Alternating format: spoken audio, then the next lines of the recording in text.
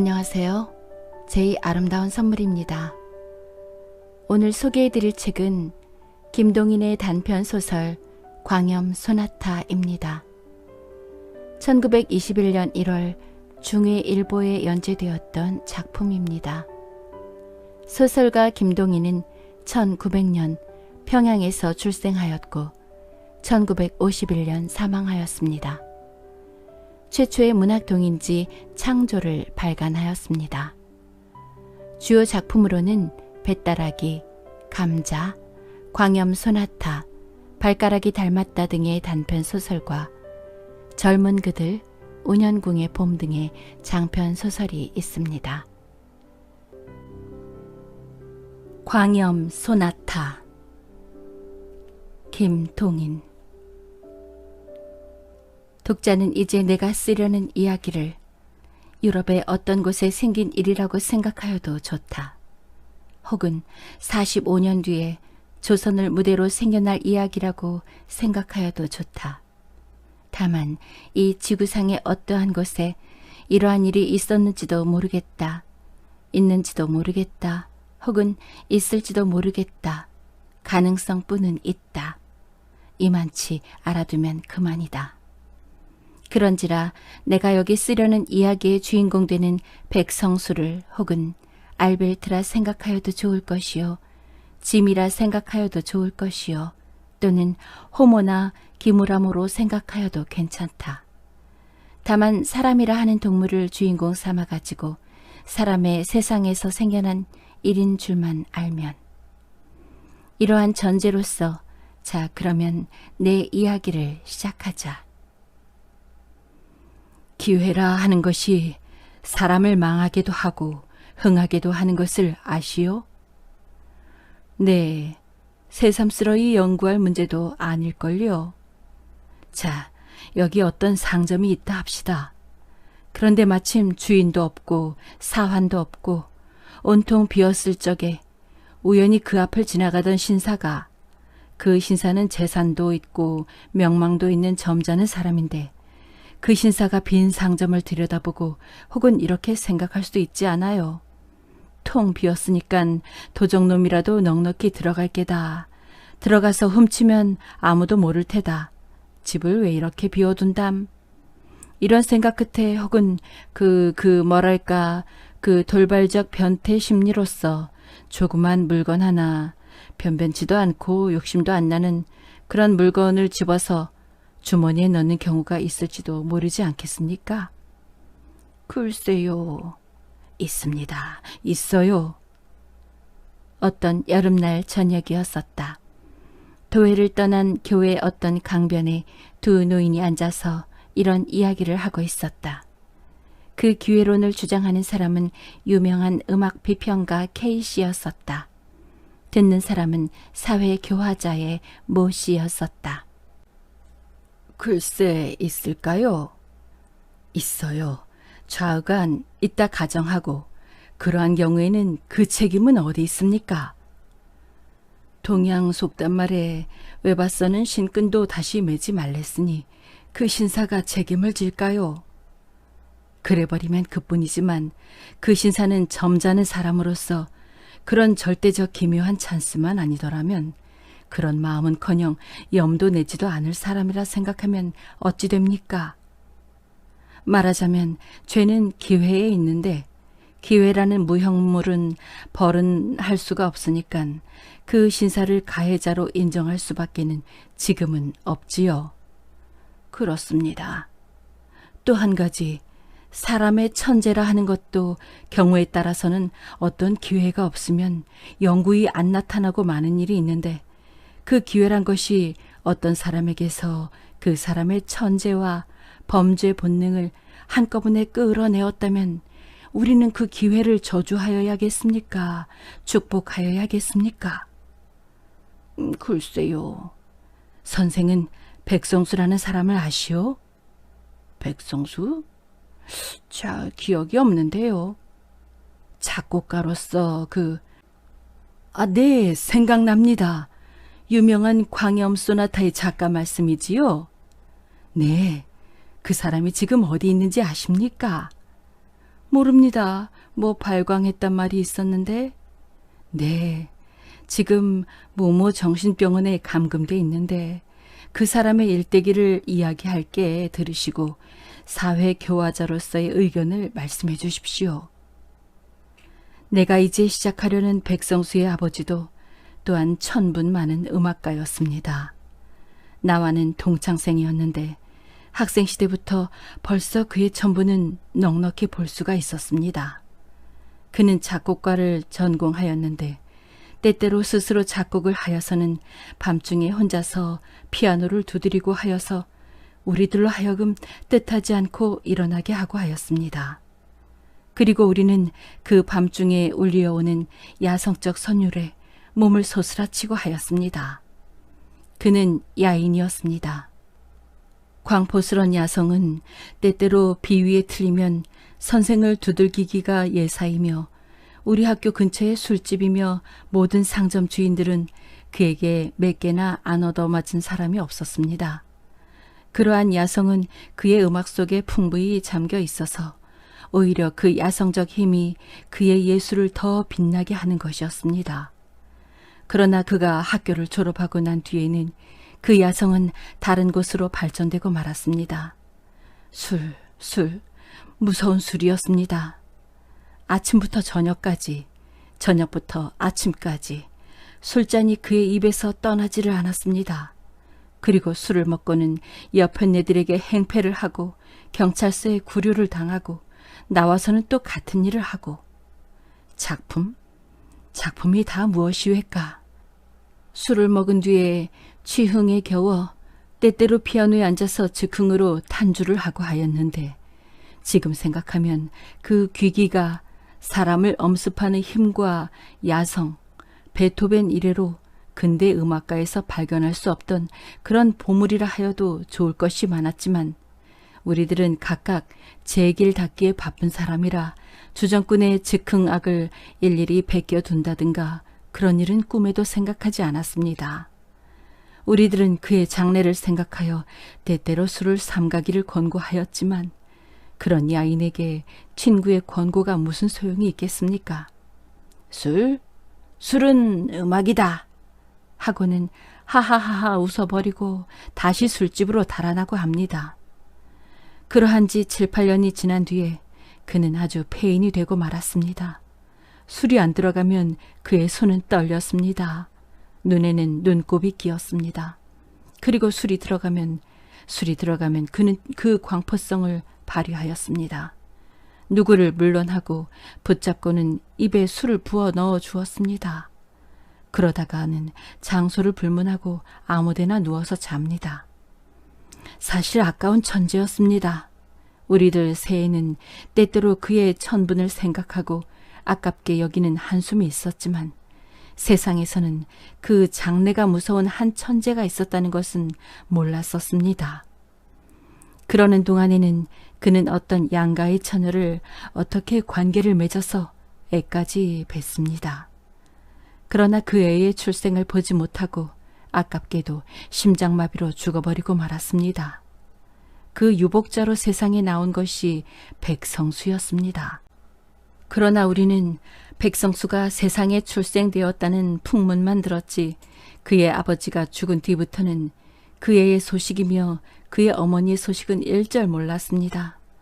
아니 몰랐다는 것보다 그 집안의 일은 우리의 머리에서 온전히 잊어버리고 말았습니다. 30년이라는 세월이 흘렀습니다. 10년이면 산천도 변한다 하는데 30년 새의 변천을 어찌 이루다 말하겠습니까? 좌우간 그동안에 나는 내 이름을 닦아 놓았습니다. 아시다시피 지금 K라고 하면 이 나라에서 첫 손가락을 꼽는 음악 비평가가 아닙니까? 견실한 지도적 비평가 K라면 이 나라의 음악계의 권위이며 이 나의 한마디는 음악가의 가치를 결정하는 판결문이라 하여도 옳을 만치 되었습니다. 많은 음악가가 내 손 아래서 자랐으며 많은 음악가가 내 지도로서 이름을 날렸습니다. 재작년 이른 봄 어떤 날이었습니다. 그때 나는 조용한 밤중에 몇 시간씩을 모모 예배당에 가서 명상으로 시간을 보내는 것이 습관이 되어 있었습니다. 언덕 위에 홀로 서 있는 집으로서 조용한 밤중에 혼자 앉아 있노라면 때때로 들보에서 놀라 깬 비둘기의 날개 소리와 간간이 기둥에서 뚝뚝 하는 소리밖에는 아무 소리도 들리지 않는, 말하자면 나 같은 괴상한 성미를 가진 사람이 아니면 돈을 주면서 들어가래도 들어가지 않을 음침한 집이었습니다. 그러나 나 같은 명상을 즐기는 사람에게는 다른 데서 구하기 힘들도록 온갖 것을 가진 집이었습니다. 외따르고 조용하고 음침하며 간간히 알지 못할 신비한 소리까지 들리며 멀리서는 때때로 놀란 듯한 기적 소리도 들리는, 이것뿐으로도 상당한데 게다가 이 예배당에는 피아노도 한 대 있었습니다. 예배당에는 오르간은 있을지나 피아노가 있는 것은 쉽지 않은 것으로서 무슨 흥이나 날 때에는 피아노에 가서 한 곡조 두드리는 재미도 또한 괜찮았습니다.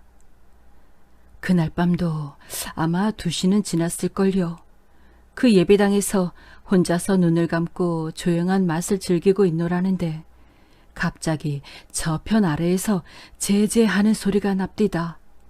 그래서 눈을 번쩍 뜨니까 화광이 충천하였는데 내다보니까 언덕 아래 어떤 집이 불이 붙으며 사람들이 왔다 갔다 야단이었습니다.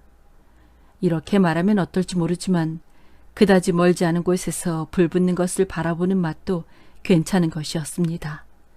일어서는 불길이며 퍼져나가는 연기, 불씨에 날아가는 양, 그 가운데 거뭇거뭇 보이는 기둥, 집의 송장, 제제거리는 사람의 무리, 이런 것은 어떻게 생각하면 과연 시도 될지며 음악도 될 것이었습니다.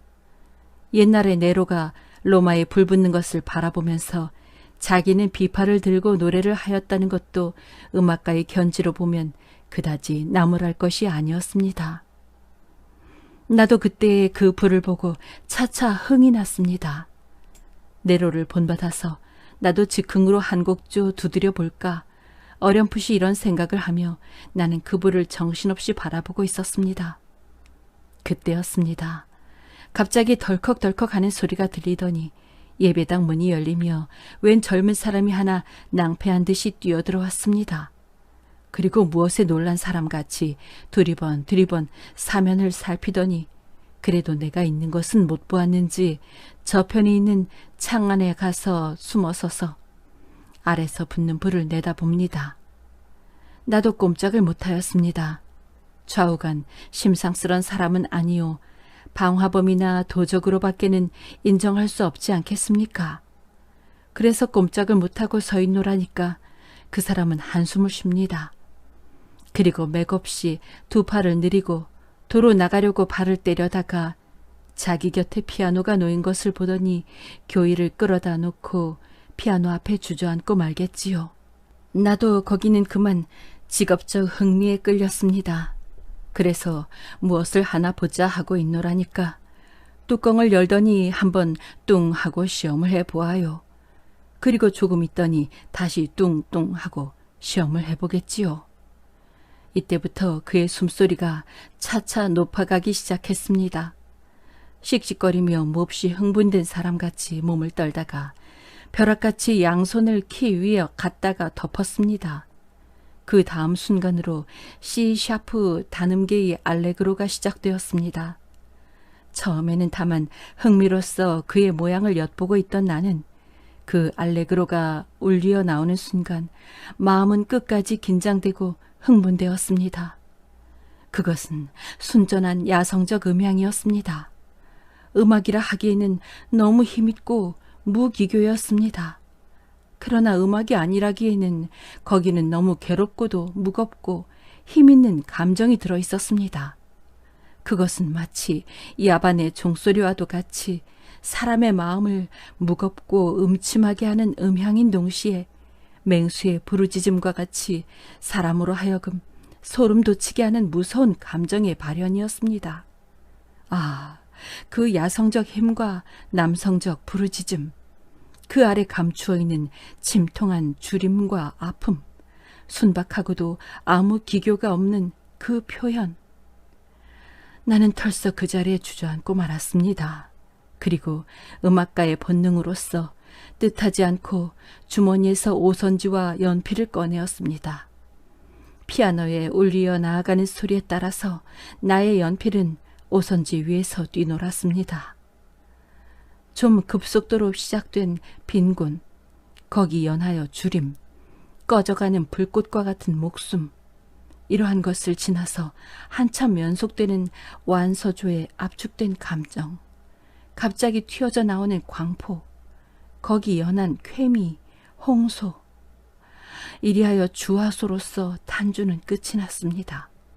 더구나 그 속에 나타나 있는 압축된 감정이며 주림 또는 맹렬한 불길 등이 사람의 마음에 주는 그 처참함이며 광포성은 나로 하여금 아직 문명이라 하는 것의 은택에 목욕하여 보지 못한 야인을 연상케 하였습니다. 탄주가 다 끝이 난 뒤에도 나는 정신을 못 차리고 망연히 앉아 있었습니다.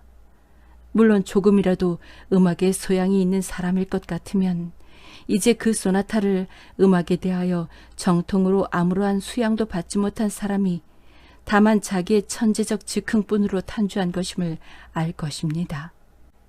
해결이 없이 감칠도 화연이며 중육도 화연을 범벅으로 섞어 놓았으며 금칙인 병행 오팔도까지 집어넣은 것으로서 더구나 스케르초는 온전히 뽑아먹은 대담하다면 대담하고 무식하다면 무식하다 할 수도 있는 방분자유한 소나타였습니다.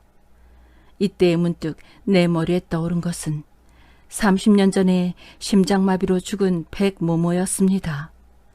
그의 음악으로서 만약 정통적 훈련만 뽑고 거기다가 야성을 더 집어넣으면 지금 내 눈앞에 있는 그 음악가의 것과 같은 것이 될 것이었습니다. 귀기가 사람을 엄습하는 듯한 그 힘과 방분스런 표현과 야성, 이것은 근대 음악가에게 구하기 힘든 보물이었습니다. 그 소나타에 취하여 한참 정신이 어리둥절히 앉았던 나는 고즈넉이 일어서서 그 피아노 앞에 가서 그의 어깨에 가만히 손을 얹었습니다. 한 곡조를 타고 나서 아주 고난듯이 정신이 없이 앉아있던 그는 펄떡 놀라며 일어서서 내 얼굴을 보았습니다. 자네 몇 살 났나? 나는 그에게 이렇게 첫말을 물었습니다. 가슴이 답답한 나로서는 이런 말밖에는 갑자기 다른 말이 생각이 안 났습니다. 그는 높은 창에서 들어오는 달빛을 받고 있는 내 얼굴을 한순간 쳐다보고 머리를 돌이키고 말았습니다. 배고프나? 나는 두 번째 그에게 물었습니다. 그는 시끄러운 듯이 벌떡 일어섰습니다. 그리고 달빛이 비친 내 얼굴을 정면으로 바라보다가 아, K 선생님 아니세요? 하면서 나를 붙들었습니다. 그래서 그렇노라고 하니깐 사진으로는 늘 봤습니다마는 하면서 다시 맥없이 나를 놓으며 머리를 돌렸습니다. 그 순간, 그가 머리를 돌이키는 순간 달빛에 얼핏 나는 그의 얼굴을 처음으로 보았습니다. 그리고 나는 거기서 뜻밖의 30년 전에 죽은 벗 백모모의 모습을 발견하였습니다. 자네 이름이 뭔가? 백성수. 백성수? 그 백모모의 아들이 아닌가? 30년 전에 자네가 나오기 전에 세상 떠난. 그는 머리를 번쩍 들었습니다. 네, 선생님 어떻게 아세요? 백모모의 아들인가? 같이도 생겼다. 내가 자네의 아버지와 동창이네. 아, 역시 그 애비의 아들이다. 그는 한숨을 길게 쉬며 머리를 수그려 버렸습니다. 나는 그날 밤 그 백성수를 데리고 집으로 돌아왔습니다. 그리고 비록 작곡상 온갖 법칙에는 어그러진다 하나 그만치 힘과 정열과 야성으로 찬 소나타를 거저 버리기가 아까워서 다시 한번 피아노에 올라앉기를 명하였습니다. 아까 예배당에서 내가 베낀 것은 알레그로가 거의 끝난 곳부터였으므로 그 전 것을 베끼기 위해서였습니다. 그는 피아노를 향하여 앉아서 머리를 기울였습니다.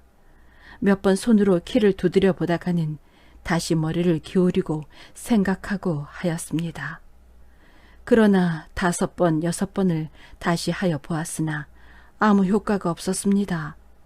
피아노에서 울려나오는 음향은 규칙 없고 되지 않은 한낱 소음에 지나지 못하였습니다.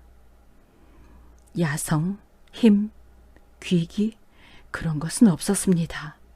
감정의 재뿐이 있었습니다. 선생님, 잘 안 됩니다. 그는 부끄러운 듯이 연하여 고개를 기울이며 이렇게 말하였습니다. 2시간도 못 되어서 벌써 잊어버린담. 나는 그를 밀어놓고 내가 대신하여 피아노 앞에 앉아서 아까 베낀 그 음보를 펴놓았습니다. 그리고 내가 베낀 곳부터 다시 시작하였습니다. 화염, 화염, 빈곤, 주림, 야성적 힘, 기괴한 감금당한 감정, 음보를 보면서 타던 나는 스스로 흥분이 되었습니다. 미상불, 그때는 내 눈은 미친 사람같이 번득였으며 얼굴은 흥분으로 새빨갛게 되었을 것이었습니다. 즉 그때에 그가 갑자기 달려들더니 나를 떠밀쳐 버렸습니다. 그리고 자기가 대신하여 앉았습니다. 의자에서 떨어진 나는 너무 흥분되어 다시 일어날 힘도 없이 그 자리에 앉은 대로 그의 양을 쳐다보았습니다. 그는 나를 밀쳐버린 다음에 그 음보를 들고서 읽기 시작하였습니다. 아, 그의 얼굴, 그의 숨소리가 차차 높아지면서 눈은 미친 사람과 같이 빛을 내기 시작하였습니다. 그러더니 그 음보를 획 내어 던지며 문득 벼락같이 그의 2손은 피아노 위에 덧엎였습니다. C 샤프 단음계의 광포스런 소나타는 다시 시작되었습니다. 폭풍우같이 또는 무서운 물결같이 사람으로 하여금 숨막히게 하는 그 힘, 그것은 베토벤 이래로 근대 음악가에서 보지 못하던 광포스런 야성이었습니다. 무섭고도 참담스런 주림, 빈곤, 압축된 감정, 거기서 튀어져 나온 맹염, 공포, 홍소. 아, 나는 너무 숨이 답답하여 뜻하지 않고 2 손을 회회 내저었습니다. 그날 밤이 새도록 그는 흥분이 되어서 자기의 과거를 일일이 다 이야기하였습니다. 그 이야기에 의지하면 대략 그의 경력은 이러하였습니다.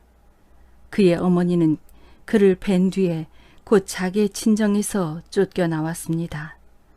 그때부터 그의 가난함은 시작되었습니다. 그러나 교양이 있고 어진 그의 어머니는 품팔이를 할지언정 성수는 곱게 길렀습니다.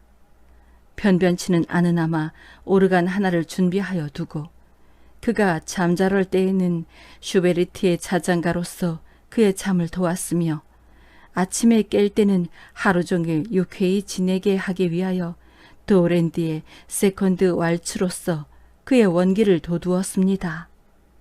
그는 3살 났을 적에 어머니의 품에 안겨서 오르간을 장난하여 보았습니다. 이 오르간을 장난하는 것을 본 어머니는 근근히 돈을 모아서 그가 6살 나는 해에 피아노를 하나 샀습니다. 아침에는 새소리, 바람에 버석거리는 포플러 잎, 어머니의 사랑, 부엌에서 국 끓는 소리, 이러한 모든 것이 이 소년에게는 신비스럽고도 다정스러워 그는 피아노에 향하여 앉아서 생각나는 대로 키를 두드리고 하였습니다. 이러한 가운데 고이 소학과 중학도 마치었습니다. 그러는 동안에 음악에 대한 동경은 그의 가슴에 터질 듯이 쌓였습니다. 중학을 졸업한 뒤에는 인젠 어머니를 위하여 그는 학업을 중지하지 않을 수가 없었습니다. 그는 어떤 공장의 직공이 되었습니다. 그러나 어진 어머니의 교육 아래서 길러난 그는 비록 직공은 되었다 하나 아주 올량한 사람이었습니다. 그리고 음악에 대한 집착은 조금도 줄지 않았습니다. 비록 돈이 없어서 정식으로 음악 교육은 못 받을 망정 거리에서 손님을 끊으라고 틀어놓은 유성기 앞이며 또는 일요일날 예배당에서 찬양대의 노래에 젊은 가슴을 뛰놀리던 그이였습니다. 집에서는 피아노 앞을 떠나본 일이 없었습니다. 때때로 비상한 감흥으로 오선지를 내어놓고 음보를 그려본 적도 한두 번이 아니었습니다. 그러나 이상한 것은 그만치 뛰놀던 열정과 터질 듯한 감격도 음보로 그려놓으면 아무 긴장도 없는 싱거운 음계가 되어버리곤 하였습니다. 왜? 그만치 천분이 있고 그만치 열정이 있던 그에게서 왜 그런 재와 같은 음악만 나왔느냐고 물으실 테지요. 거기 대하여서는 이따가 설명하리다. 감격과 불만, 열정과 재, 비상한 흥분과 그 흥분에 대한 반비례되는 시원찮은 결과, 이러한 불만에 10년이 지났습니다. 그의 어머니는 문득 몹쓸 병에 걸렸습니다. 자양과 약값, 그의 몇 해를 근근히 모았던 돈은 차차 줄기 시작하였습니다. 조금이라도 안락한 생활이 되기만 하면 정식으로 음악에 대한 교육을 받으려고 모아두었던 저금은 그의 어머니의 병에 다 들어갔습니다. 그러나 그의 어머니의 병은 차도가 보이지 않았습니다. 그리하여 그와 내가 그 예배당에서 만나기 전해 여름 어떤 날 그의 어머니는 도저히 회복할 가망이 없는 중태에까지 빠지게 되었습니다. 그러나 그때는 벌써 그에게는 돈이라고는 다 떨어진 때였습니다. 그날 아침 그는 위독한 어머니를 버려두고 역시 공장에를 갔습니다. 그러나 아무리 하여도 마음이 놓이지 않아서 이를 중도에 그만두고 집으로 돌아왔습니다. 그때는 어머니는 벌써 혼수 상태에 빠져 있었습니다. 가슴이 덜컥 내려앉은 그는 황급히 다시 뛰어나갔습니다. 그러나 어디로, 무얼 하러, 뜻없이 뛰어나와서 한참 다름박질 하다가 그는 문득 정신을 차리고 의사라도 청할 양으로 희끈 돌아섰습니다. 그때였습니다. 아까 내가 말한 바 기회라는 것이 그때 그의 앞에 나타났습니다. 그것은 조그만 담배가게 앞이었는데 가게와 안방과의 새 문은 닫혀 있고 안에는 미상불 사람이 있을지나 가게를 보는 눈은 눈에 안 띄었습니다. 그리고 그 담배 상자 위에는 50전짜리 은전 한 잎과 동전 몇 잎이 놓여 있었습니다. 그는 자기로도 무엇을 하는지 몰랐습니다. 의사를 청하여 오려면 다만 몇십 전이라도 돈이 있어야겠단 어렴풋한 생각만 가지고 있던 그는 한 번 사면을 살핀 뒤에 벼락같이 그 돈을 쥐고 달아났습니다. 그러나 그는 20간도 뛰지 못하여 따라오는 그 집 사람에게 붙들렸습니다. 그는 몇 번을 사정하였습니다. 마지막에는 자기의 어머니가 명제 경각이니 1시간만 놓아주면 의사를 어머니에게 보내고 다시 오마고까지 하여 보았습니다. 그러나 그런 말은 모두 헛소리로 돌아가고 그는 마침내 경찰서로 가게 되었습니다. 경찰서에서 재판소로, 재판소에서 감옥으로. 이러한 6달 동안에 그는 이를 갈면서 분해하였습니다. 자기 어머니의 운명이 어찌 되었나. 그는 손과 발을 동동 구르면서 안타까워했습니다. 만약 세상을 떠났다 하면 떠나는 순간에 얼마나 자기를 찾았겠습니까? 임종에도 물 한 잔 떠넣어줄 사람이 없는 어머니였습니다. 애타하는 그 모양, 목말라 하는 그 모양을 생각하고는 그 어머니에게 지지 않게 자기도 애타하고 목말라 했습니다. 반년 뒤에 겨우 광명한 세상에 나와서 자기의 오막살이를 찾아가매 거기는 벌써 다른 사람이 들어 있었으며 그의 어머니는 반년 전에 아들을 찾으며 길에까지 기어 나와서 죽었다 합니다. 공동묘지를 가보았으나 분묘조차 발견할 수가 없었습니다. 이리하여 갈 곳이 없이 헤매던 그는 그날도 역시 잘 곳을 찾으러 헤매다가 그 예배당까지 뛰쳐 들어온 것이었습니다.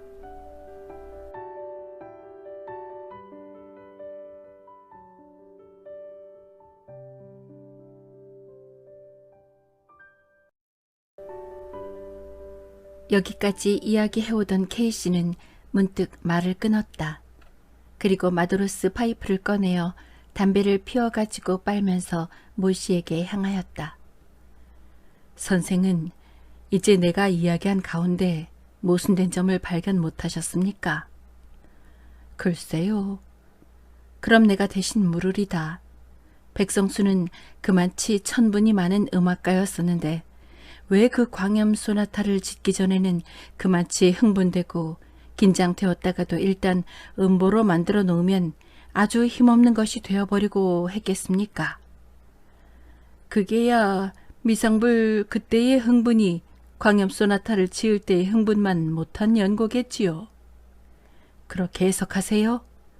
듣고 보니 그것은 한 해석이 되기는 합니다. 그러나 나는 그렇게 해석 안 하는데요. 그럼 K씨는 어떻게 해석하십니까?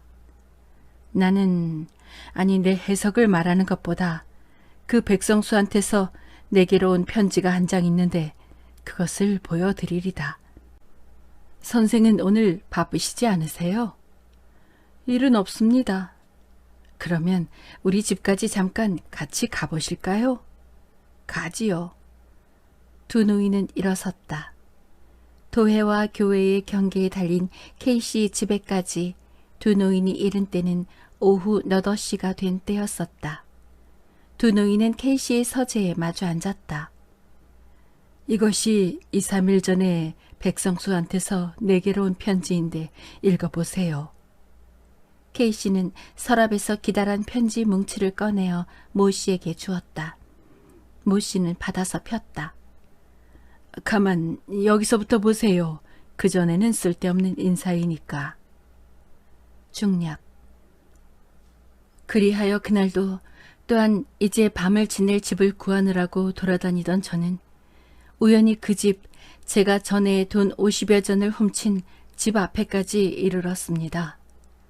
깊은 밤 사면은 고요한데 그 집 앞에서 잘 곳을 구하느라고 헤매던 저는 문득 마음속에 무서운 복수의 생각이 일어났습니다. 이 집만 아니었다면, 이 집 주인이 조금만 인정이라는 것을 알았다면 저는 그 불쌍한 제 어머니로서 길에까지 기어나와서 세상을 떠나게 하지는 않았겠습니다. 분묘가 어디인지조차 알지 못하여 꽃 한 번 갔다가 꽂아보지 못한 이러한 불효도 이 집 때문이외다. 이러한 생각에 참지를 못하여 그 집 앞에 가려있는 볏짚에다가 불을 놓았습니다. 그리고 거기 서서 불이 집으로 옮아가는 것을 다 본 뒤에 갑자기 무서운 생각이 나서 달아났습니다. 좀 달아나다 보매 아래서는 벌써 사람이 꿰어들기 시작한 모양인데 이때에 저희 머리에 타오르는 생각은 통쾌하다는 생각과 달아나려는 생각뿐이었습니다. 그리하여 저는 몸을 숨기기 위하여 앞에 보이는 예배당 안으로 뛰어들어갔습니다. 거기서 불이 다 꺼지도록 구경을 한 뒤에 나오려다가 피아노를 보고 이 보세요. K씨는 편지를 보는 모 씨를 찾았다. 비상한 열정과 감격은 있어도 그것이 그대로 표현 안 된 것이 그것 때문이었습니다. 즉 성수의 어머니는 몹시 어진 사람으로서 어렸을 때부터 성수의 교육을 몹시 힘을 들여서 착한 사람이 되도록 이렇게 길렀습니다. 그려. 그 어진 교육 때문에 그가 하늘에서 타고난 광포성과 야성이 표면상에 나타나지를 못하였습니다. 그 타오르는 야성적 열정과 힘이 음보로 그려놓으면 아주 힘없는, 말하자면 김 빠진 술과 같이 되고 하는 것이 모두 그 때문이었습니다. 그려. 점잖고 어진 교훈이 그의 천분을 못 발휘하게 한 셈이지요. 그것이 그 사람 성수가 감옥 생활을 할 동안에 한 번 씻기기는 하였으나 그러나 사람의 교양이라 하는 것은 온전히 씻지는 못하는 것이외다. 그러다가 그 원수의 집 앞에서 갑자기 말하자면 돌발적으로 야성과 광포성이 나타나서 불을 놓고 예배당 안에 숨어서서 그 야성적 광포적 쾌미를 한껏 즐긴 다음에 그에게서 폭발하여 나온 것이 그 광염 소나타였구려. 일어서는 불길, 사람의 비명, 온갖 것을 무시하고 퍼져나가는 불의 세력. 이런 것은 사실 야성적 쾌미 가운데 으뜸이 되는 것이니깐요. 아셨습니까? 그러면 그 다음에 그 편지에 여기부터 또 보세요. 중략. 저는 그날의 일이 아직 눈앞에 어리는 듯 하외다. 선생님이 저를 세상에 소개하시기 위하여 늙으신 몸이 몸소 피아노에 앉으셔서 초대한 여러 음악가들 앞에서 제 광염 소나타를 탄주하시던 그 광경은 지금 생각하여도 제 눈에서 눈물이 나오려 합니다. 그때 그 손님 가운데 부인 손님 두 분이 기절을 한 것은 결코 광염 소나타의 힘뿐이 아니고 선생의 그 탄주의 힘이 많이 섞인 것을 뉘라서 부인하겠습니까? 그 뒤에 여러 사람 앞에 저를 내어 세우고 이 사람이 광염 소나타의 작자이며 30년 전에 우리를 버려두고 혼자 간 일대의 귀재 백모모의 아들이 외다. 고 소개를 하여 주신 그때의 그 감격은 제 일생에 어찌 있사오리까.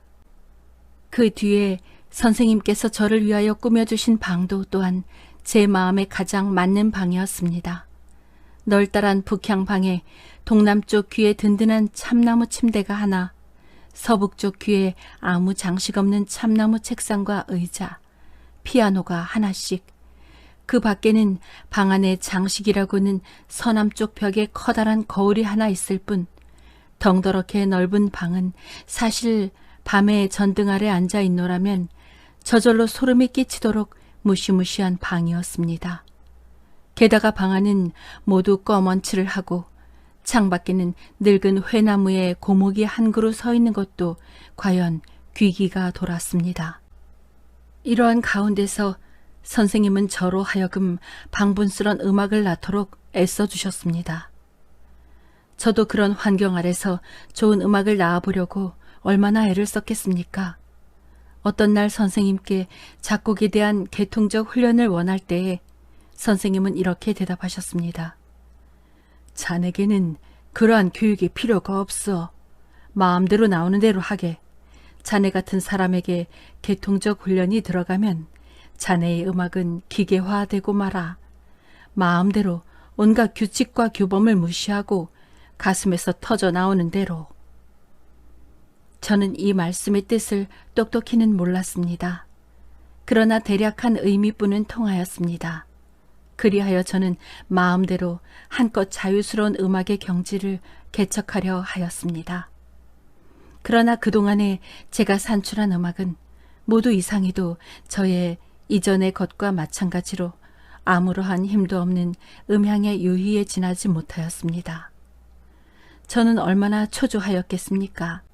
때때로 선생님께서 최근 비스시 하시는 말씀은 저로 하여금 더욱 초조하게 하였습니다. 그리고 마음이 초조하면 초조할수록 제게서 생겨나는 음악은 더욱 나약한 것이 되었습니다. 저는 때때로 그 불붙던 광경을 생각하여 보았습니다. 그리고 그때의 통쾌하던 감정을 되풀이하여 보려 하였습니다. 그러나 그건 역시 실패에 돌아갔습니다. 때때로 비상한 열정으로 음보를 그려놓은 뒤에 몇 시간을 지나서 다시 한번 읽어보면 거기는 아무 힘이 없는 개념만 있고 하였습니다. 저의 마음은 차차 무거워지기 시작하였습니다. 그리고 큰 기대를 가지고 계신 선생님께도 미안하기가 짝이 없었습니다. 음악은 공의 품과 달라서 마음대로 만들고 싶은 때에 되는 것이 아니니 마음 놓고 천천히 감흥이 생긴 때에.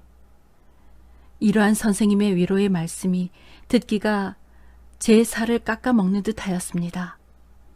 그러나 제 마음상은 이제는 제게서 다시 힘있는 음악이 나올 기회가 없는 것 같지만 생각되었습니다. 이러는 동안에 무위에 몇 달이 지났습니다. 어떤 날 밤중 가슴이 너무 무겁고 가슴속에 무엇이 가득 찬 것 같이 거북하여서 저는 산보를 나섰습니다. 무거운 머리와 무거운 가슴과 무거운 다리를 지향 없이 옮기면서 돌아다니다가 저는 어떤 곳에서 커다란 볏짚 낫가리를 발견하였습니다. 이때의 저의 심리를 어떻게 형용하였으면 좋을지 저는 모르겠습니다. 저는 무슨 무서운 적을 만난 것 같이 긴장되고 흥분되었습니다. 저는 사면을 한번 살펴보고 그 낫가리에 달려가서 불을 그어서 놓았습니다. 그리고 갑자기 무서움증이 생겨서 돌아서서 달아나다가 멀찌감이까지 달아나서 돌아보니까 불길은 벌써 하늘을 찌를 듯이 일어났습니다. 오악오악 깨악깨악 사람들이 부르짖는 소리도 들렸습니다. 저는 다시 그곳까지 가서 그 무서운 불길에 날아올라가는 볏짚이며 그 낫가리에 연달아 있는 집을 헐어내는 광경을 구경하다가 문득 흥분되어서 집으로 돌아왔습니다. 그날 밤에 된 것이 성난 파도이었습니다.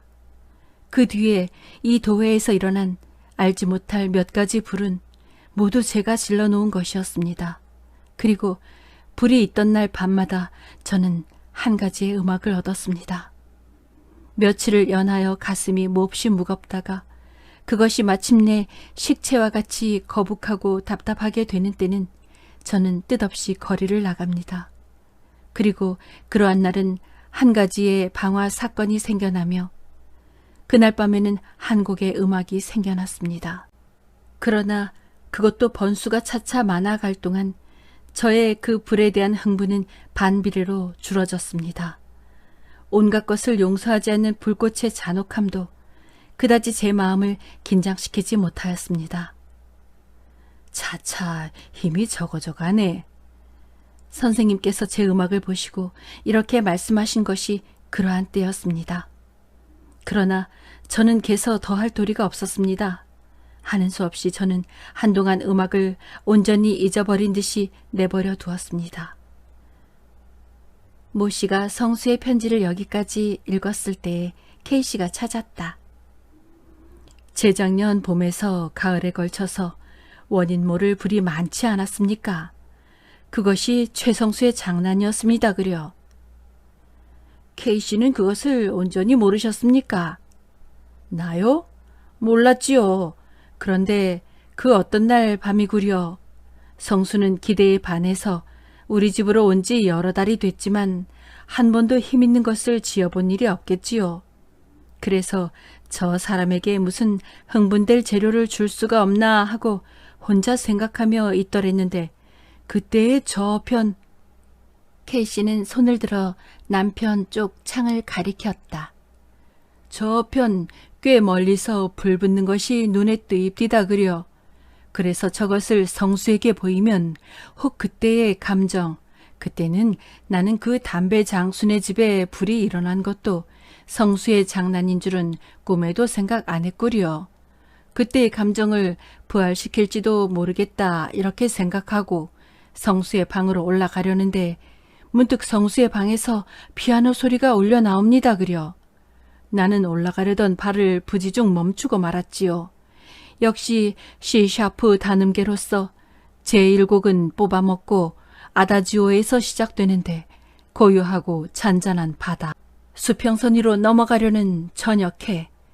이러한 온화한 것이 차차 스케르초로 들어가서는 소낙비, 풍랑, 번개질, 무서운 바람소리, 우레질, 전복되는 배, 곤해서 물에 떨어지는 갈매기, 한 번 뒤집어지면서 해일에 쓸려 나가는 동네 사람의 부르짖음, 흥분에서 흥분, 광포에서 광포, 야성에서 야성, 온갖 공포와 포악한 광경이 눈앞에 어릿거리는데 이 늙은 내가 그만 흥분에 못 견디어 뜻하지 않고 그만두어 달라고 고함친 것만으로도 짐작하시겠지요.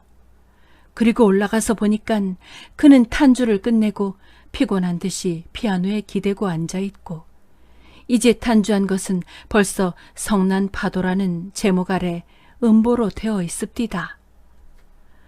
그러면 성수는 불을 2번 놓고 2음악을 얻었다는 말씀이지요? 그렇지요. 그러고 그 뒤부터는 한 10여일 건너서는 하나씩 지었는데 그것이 지금 보면 한 가지의 방화 사건이 생길 때마다 생겨난 것이었습니다. 그러나 그의 편지 맞다나 얼마 지나서부터는 차차 그 힘과 야성이 적어지기 시작했지요. 그래서 가만 계십시오.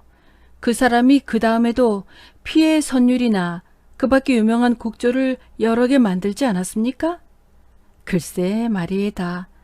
거기 대한 설명은 그 편지를 또 보십시오. 여기서부터 또 보시면 알리다. 중략. XX 다리 아래로서 나오려는데 무엇이 발길에 채는 것이 있었습니다. 성냥을 그어가지고 보니까 그것은 웬 늙은이의 송장이었습니다.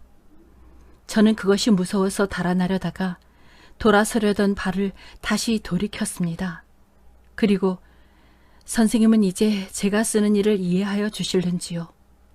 그것은 너무도 기괴한 일이라 저로서도 믿어지지 않는 일이었습니다. 그 송장을 타고 앉았습니다. 그리고 그 송장의 옷을 모두 찢어서 사면으로 내어 던진 뒤에 그 벌거벗은 송장을 제 힘이라 생각되지 않는 무서운 힘으로써 높이 쳐들어서 저편으로 내어 던졌습니다. 그런 뒤에는 마치 고양이가 알을 가지고 놀듯 다시 뛰어가서 그 송장을 들어서 도로 이편으로 던졌습니다. 이렇게 몇 번을 하여 머리가 깨지고 배가 터지고 그 송장은 보기에도 참혹스러이 되었습니다. 그리하여 그 송장을 다시 만질 곳이 없이 된 뒤에 저는 그만 고나여 그 자리에 앉아서 쉬려다가 갑자기 마음이 긴장되고 흥분되어서 집으로 달려왔습니다. 그날 밤에 된 것이 피해 선율이었습니다. 선생은 이러한 심리를 아시겠습니까? 글쎄요, 아마 모르실걸요. 그러나 예술가로서는 능히 머리를 끄덕일 수 있는 심리회다. 그리고 또 여기를 읽어보십시오. 중략. 그 여자가 죽었다는 것은 제게는 사실 뜻밖이었습니다. 저는 그날 밤 혼자 몰래 그 여자의 무덤을 찾아갔습니다. 그리고 7, 8시간 전에 묻어놓은 그의 무덤의 흙을 다시 파서 그의 시체를 꺼내어 놓았습니다.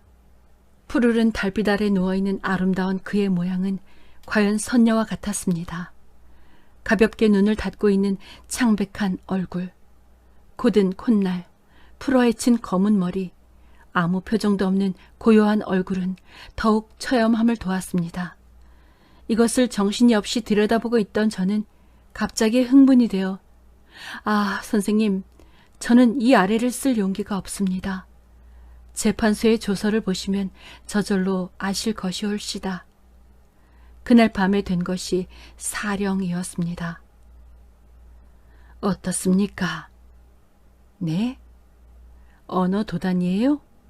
선생의 눈으로는 그렇게 배실이다. 또 여기를 읽어보십시오. 중략. 이리하여 저는 마침내 사람을 죽인다 하는 경우에까지 이르렀습니다. 그리고 한 사람이 죽을 때마다 한 개의 음악이 생겨났습니다. 그 뒤부터 제가 지은 그 모든 것은 모두 다 한 사람씩의 생명을 대표하는 것이었습니다. 인전 더 보실 것이 없습니다. 그런데 그만큼 보셨으면 성수에 대한 대략한 일은 아셨을 터인데 거기 대한 의견이 어떻습니까? 네? 어떤 의견 말씀이 오니까? 어떤 기회라는 것이 어떤 사람에게서 그 사람의 가지고 있는 천재와 함께 범죄 본능까지 끌어내었다 하면 우리는 그 기회를 저주하여야겠습니까? 혹은 축복하여야겠습니까? 이 성수의 일로 말하자면 방화, 사체, 모욕, 시간, 살인, 온갖 죄를 다 범했어요.